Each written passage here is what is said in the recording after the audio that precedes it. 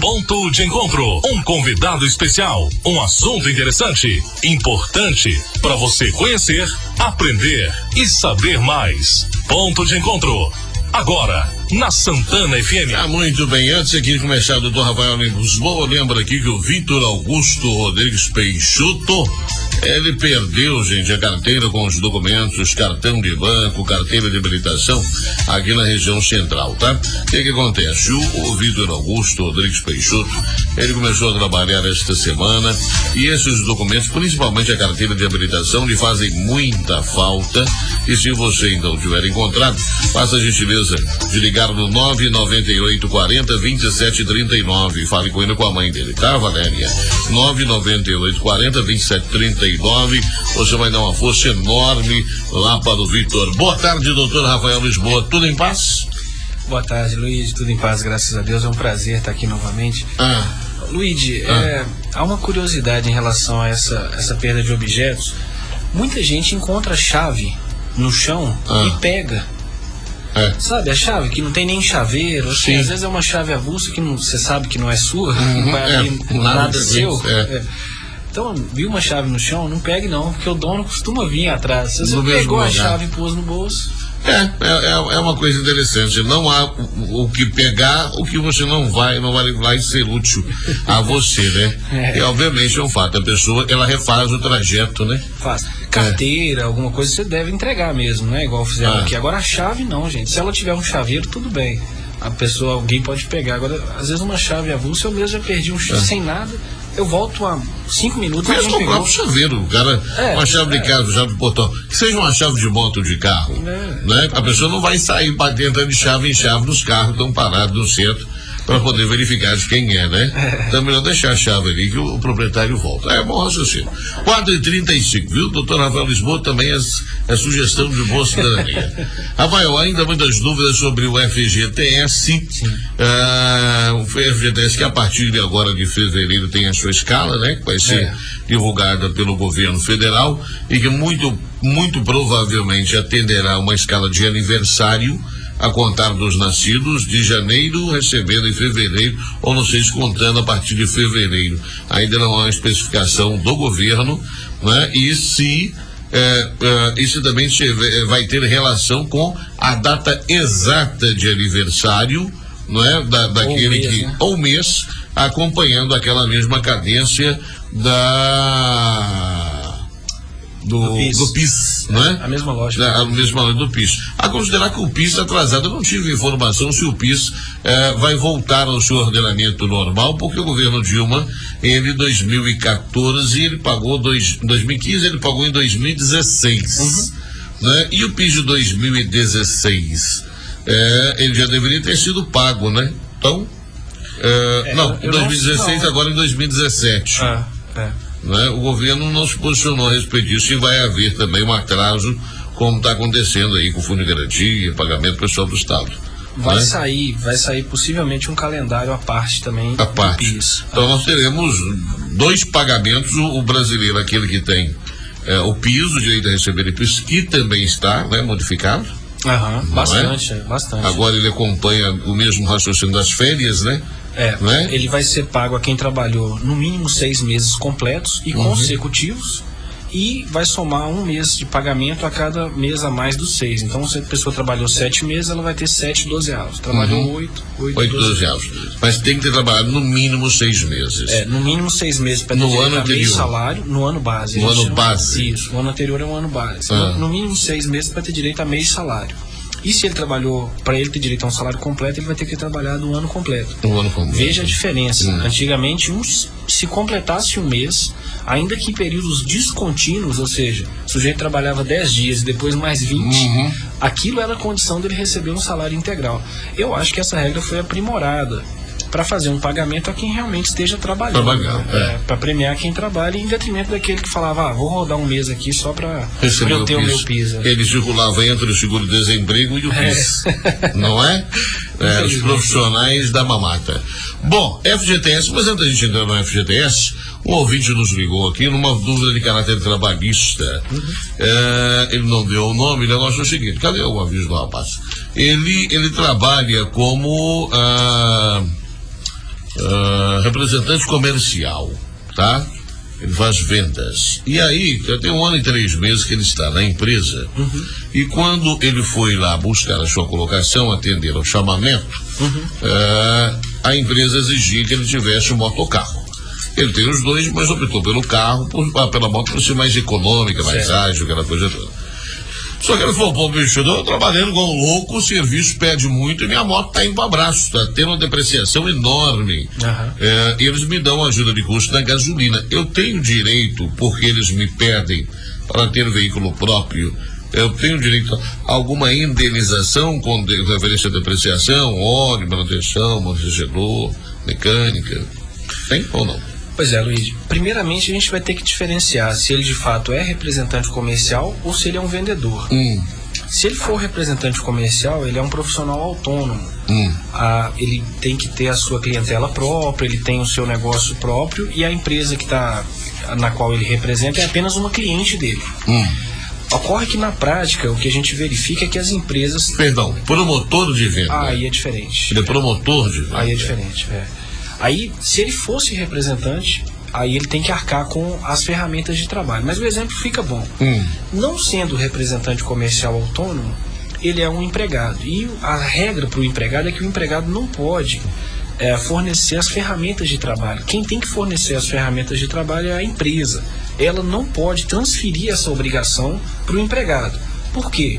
A lógica é, a empresa arrisca suas ferramentas de trabalho e o seu capital para ela ter lucro.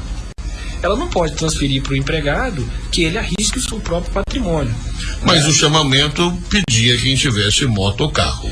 Pois é exatamente isso que tem acontecido. As empresas, na hora da contratação, elas exigem que a pessoa, o vendedor pracista, normalmente, aquele que vai vender, trabalhar indo de um cliente ao outro, o promotor de vendas, o vendedor pracista, enfim, basicamente, que eles tenham um veículo próprio. Mas, ao fazer essa exigência, ela está transferindo para ele a obrigação de ter ferramenta de trabalho. Porque, veja bem, qual trabalho? Visitar os clientes não poderia ser executado de outra forma. Algumas empresas tentam alegar que sim, dizer assim, olha, ele poderia usar o transporte público. Mas imagina um vendedor que depende do transporte público, ele vai visitar um cliente por dia.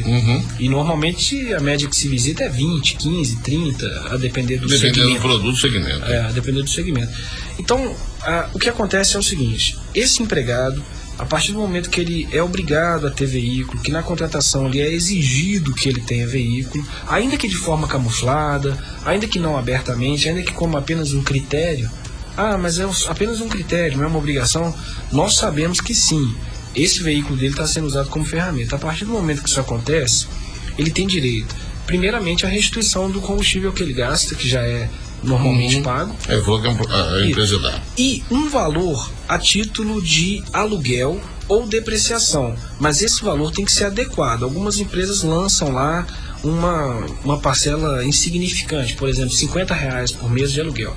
Eu fiz já essa conta, porque eu já fiz esse pedido na justiça algumas vezes. Um aluguel de um veículo básico 1.0, mais básico possível, ele gira aí mensalmente em torno de R$600 a R$1.000. Certo? Envolvendo lá o seguro e coisa rodada. Eu digo que se você for numa locadora, ela já vai embutir. Ela vai embutir em torno de R$600 a R$1.000. Então, é claro que o empregado, ele não é um locador. Ele não pode se valer do mesmo parâmetro que uma locadora, porque ele também não pode ter lucro com a locação. O que está defendendo é apenas que ele não tenha prejuízo. Então, os juízes do trabalho, se baseando nisso, eles arbitram um valor que gira em torno de R$200, a depender do modelo, do ano e principalmente da quilometragem rodada. Isso vai ser determinante. Quanto ele rodava, qual é o valor do carro que ele está empenhando, para se saber qual que seria a depreciação. Mas é sim possível cobrar da empresa uma indenização que supra isso. Não é razoável e não é possível que a empresa transfira ao empregado essa obrigação. E vou lhe dizer mais. O problema, além da depreciação, é o risco. Veja bem, Luiz, se ele se acidenta, se ele é roubado, por exemplo, e o carro não tem seguro, ou mesmo que tenha, ele vai pagar a franquia, existem uma série de riscos aí quando você empenha o patrimônio em favor de uma atividade econômica qualquer. Esses riscos são da empresa. Então, o rapaz tem que buscar as vias judiciais para poder pleitear na justiça um ressarcimento. Se o fizer trabalhando, tem que estar ciente do risco de ser demitido, porque a empresa tem o direito de demitir como quiser, né? Ou espera sair e aquele mesmo procedimento ele pode requerer os últimos 5 anos, nesse caso também. Sim. É igual a lei trabalhista. É um direito trabalhista. Sim, ele acaba sendo tratado dessa forma. Agora, ele pode evidentemente tentar negociar na empresa alguma coisa que fique justa, né? Agora, se ele não conseguir, aí resta realmente ou o sindicato ou a advocacia privada e entrar na justiça mesmo. Aí, colega, respondida a sua pergunta, 16h43, eu vou no intervalo e volto rapidinho com o doutor Rafael Lisboa falando de FGTS.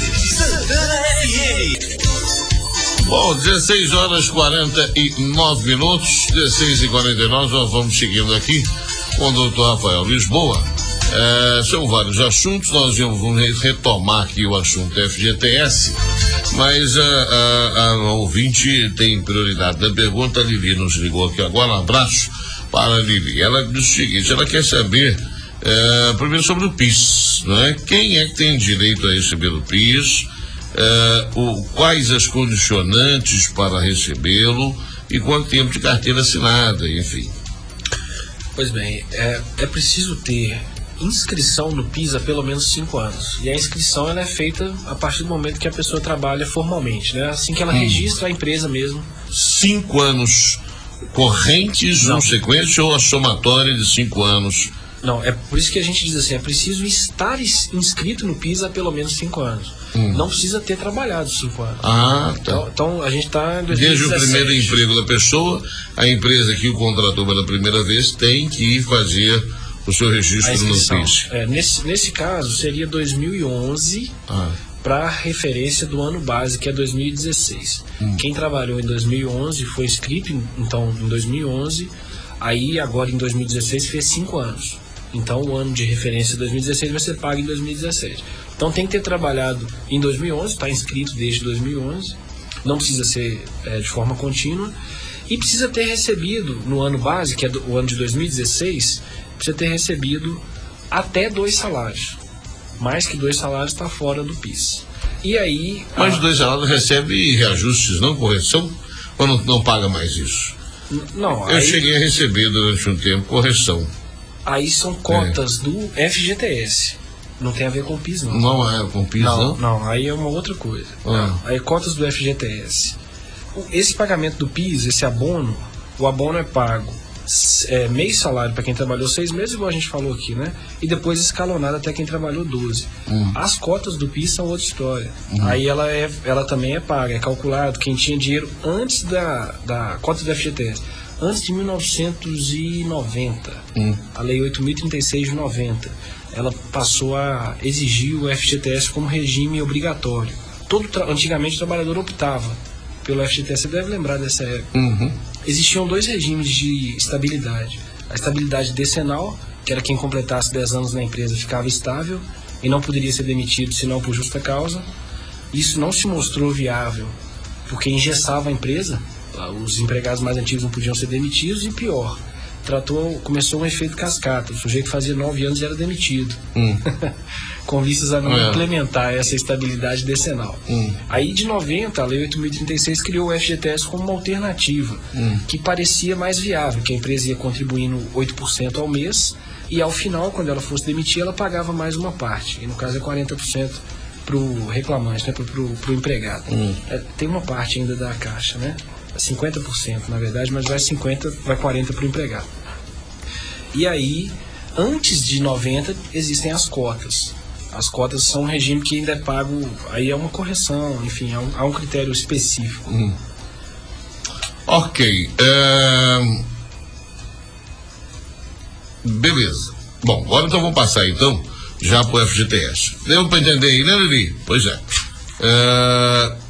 Quem tem direito? Pergunta primeira e repetitiva, mas tem muita gente que ainda não se atentou para o assunto, ou não prestou atenção, ou não teve a informação do jeito que pudesse compreender. Porque eu acho um complexo, né? Economia, dinheiro que é público-privado, né? O FGTS é um público-privado, pertence, é do povo, mas que a União utiliza e não ressarce da forma como deveria, né? Porque não tem correção proporcional ao uso. Mas quem vai ter direito ao FGTS, em especial ao FGTS inativo? Luiz, no Brasil, segundo dados da Caixa, são 10.200.000 trabalhadores que vão receber. 10 milhões de pessoas que vão receber em torno de 41 bilhões de reais. Segundo dados da própria Caixa Econômica. Então há 41 bilhões de reais para serem resgatados aí. O calendário vai sair em fevereiro, nós já falamos. E os resgates vão acontecer de março a julho desse ano de 2017. Quem tem direito a esse... O calendário sai agora em fevereiro. Isso. Começa a pagar em março a julho de 2018? Não, de 2017. Agora vai pagar tudo? Isso. Mas e aquela acompanhamento pela data de aniversário? O calendário de fevereiro vai prever justamente isso. Eles vão condensar os 12 meses apenas nesses.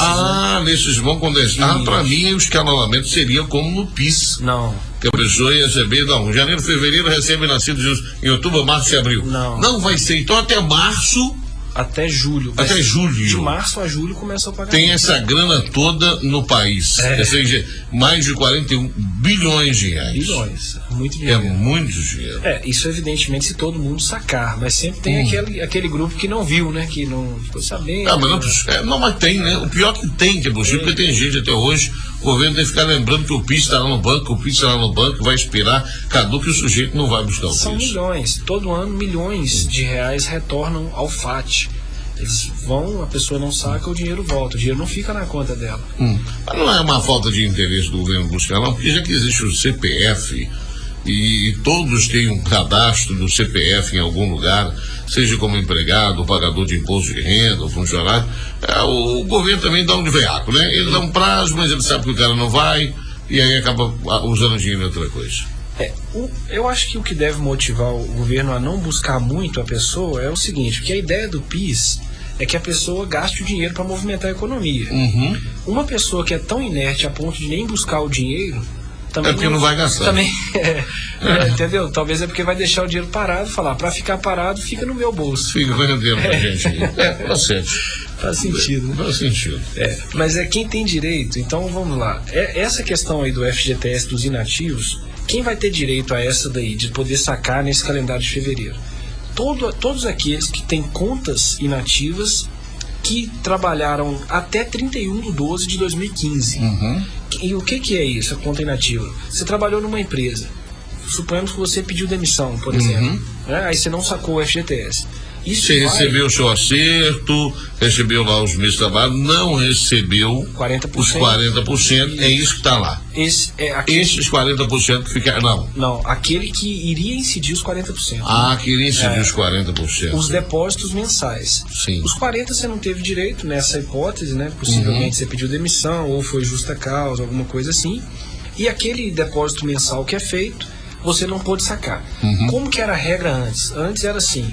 O sujeito tinha que ficar 3 anos sem trabalhar. Se ele trabalhasse com carteira assinada nesses 3 anos, recomeçava um novo prazo de 3 anos. Então recomeçava a contagem. As contas inativas só eram consideradas passíveis de saque se ele ficasse 3 anos fora da praça, fora do trabalho formal. Aí ele poderia sacar todas. Como que está sendo proposto hoje? Mesmo se você estiver trabalhando, você vai poder sacar. Quem está trabalhando vai poder sacar. Quais contas? Aquelas até 31/12 de 2015. Essas são as contas que vão ser sacadas. Aí que está os 41 bilhões. E tem 18 milhões de contas para serem sacadas. Eu ia fazer uma pergunta aqui. Acho que você também não vai ter a resposta, não, porque acredito que seria mais para matemático do que necessariamente para advogado trabalhista. Porque a gente já sabe que, inclusive, há uma disputa, uma discussão jurídica a respeito da correção do FGTS. Sim. Né? Inclusive, muitos processos aí foram impetrados para que recebesse a restituição, a correção do FGTS, que paga menos. A correção é menor do que a correção da poupança, né? E que já se configurou uma lesa ao bolso do cidadão, porque ele está tomando prejuízo no dinheiro que é dele, utilizado pelo governo com uma taxa de correção inferior à poupança, ou seja, que lhe traz aí prejuízo. Mas você sabe o percentual? Porque a pergunta eu quero saber o seguinte: o cara vai pensar assim, olha, eu saí da empresa no ano de 1999, né? Mais ou menos eu tinha recebido o meu extrato do Fundo de Garantia naquela época, tinha 10 mil reais. Há um percentual que ele possa utilizar para calcular um provável reajuste de quanto que ele poderia estar recebendo hoje? Luigi, ontem, tentando avaliar isso especificamente, e eu cheguei numa mais ou menos 5% ao ano. 5% ao ano? Numa conta grosseira. Por quê? Porque, veja bem, o FGTS ele é pago 3% ao ano, como juros. A Lei 8.036 de 90 prevê o pagamento de 3%, mais a correção. Só que a correção pela TR, ela não está se prestando a corrigir o fundo. Por quê? A inflação está alta e a TR não está repondo, ela tá levando a correção para zero. O que significa uma deflação, uma queda. Sim. Embora você conserve lá nominalmente os valores, por exemplo, você tinha 10 mil, passa a ter 10.100, mas aqueles 10.100 não valem hoje o que os 10 mil valiam, né, quando antes dessa implementação da correção. Mas um cálculo grosseiro seria 5% ao ano. Agora, independentemente disso, o trabalhador pode sacar, não tem problema nenhum ele sacar os valores que estão lá.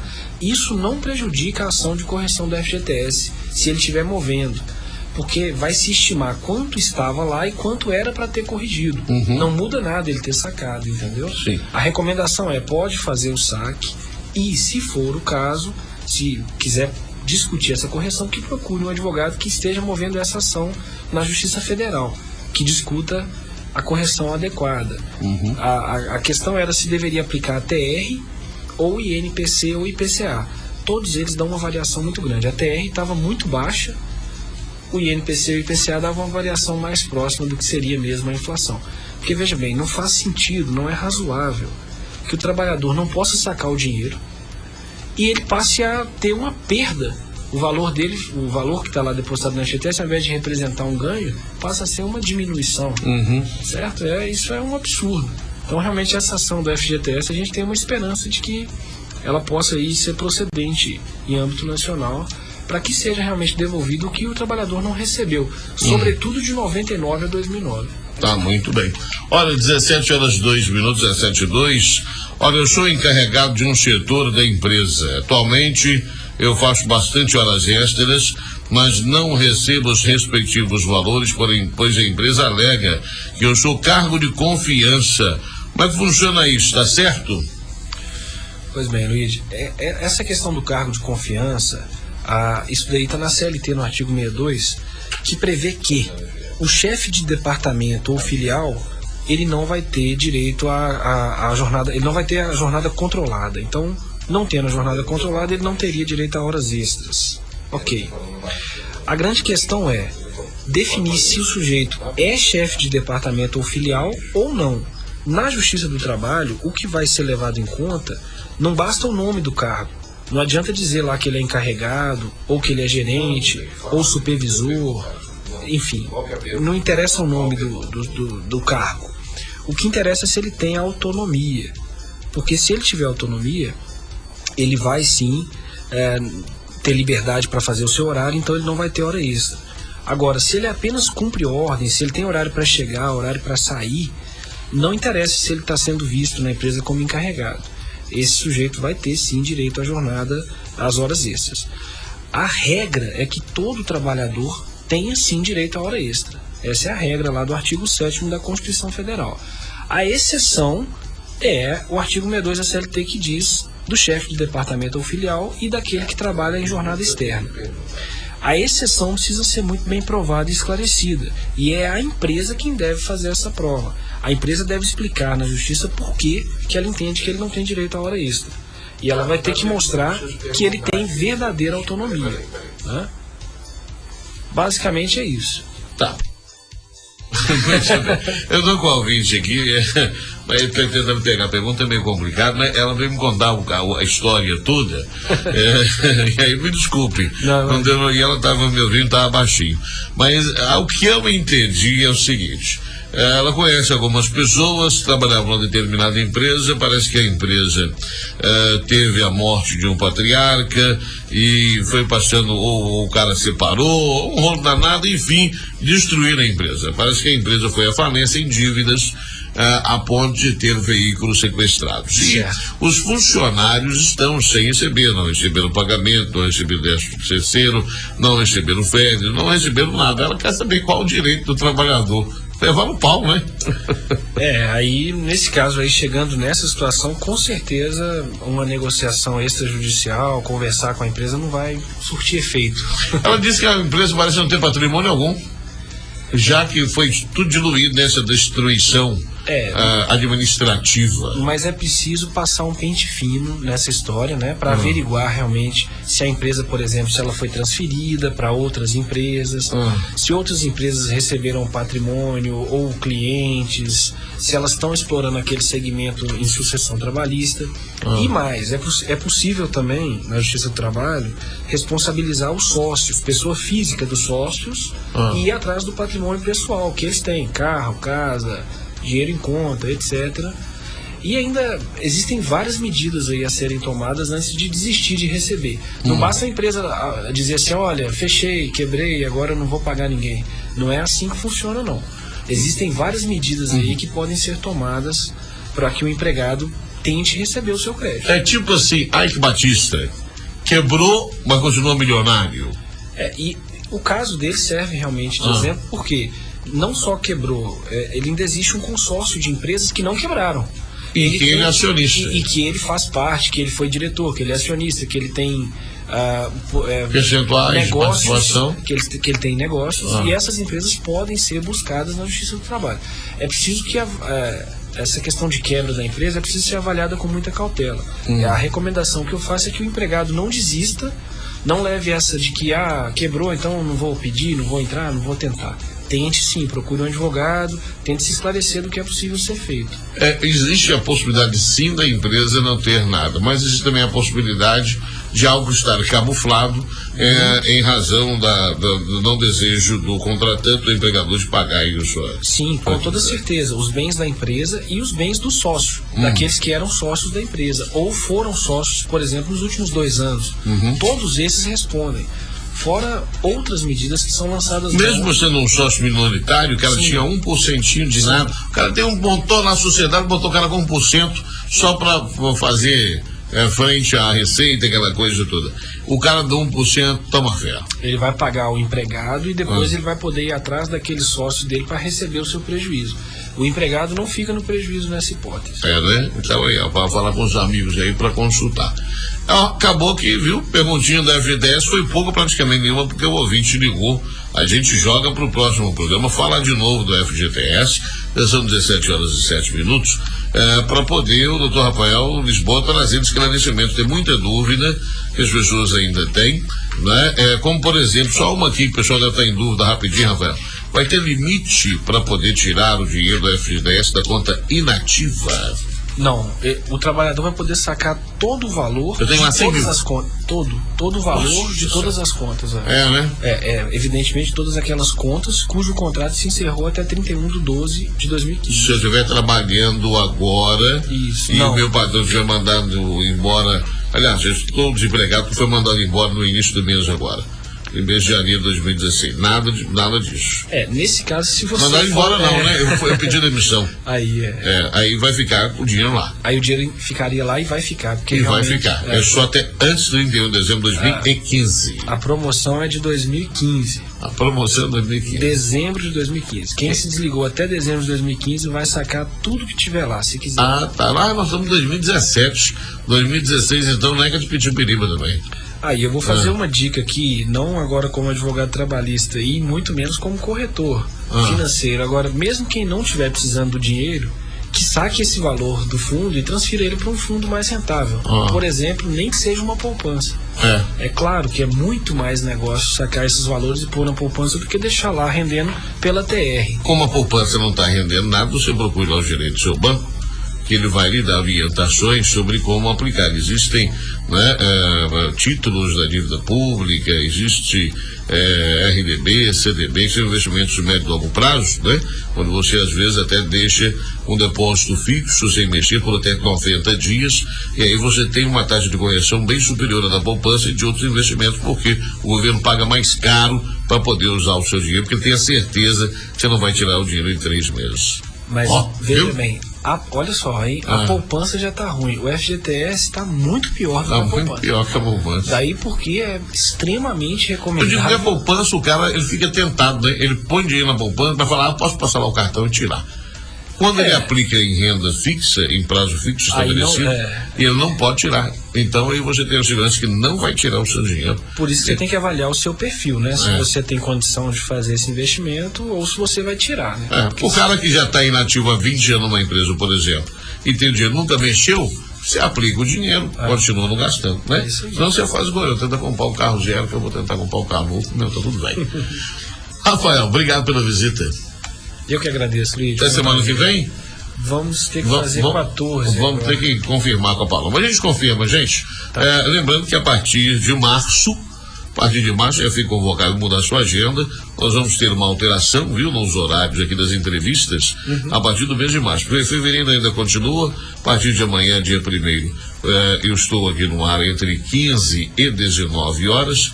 O Edson Ferraz vai pegar um pouquinho mais cedo. Então, a partir de março, depois das minhas férias carnavalescas, vou colocar um bloco na rua e nós vamos voltar com a nossa programação, as entrevistas, viu? Serão a partir das 15h20. Nós vamos aí mudar o horário, vai se agendando aí, tá bom? Beleza, Luiz. E vem aí novidade no ar.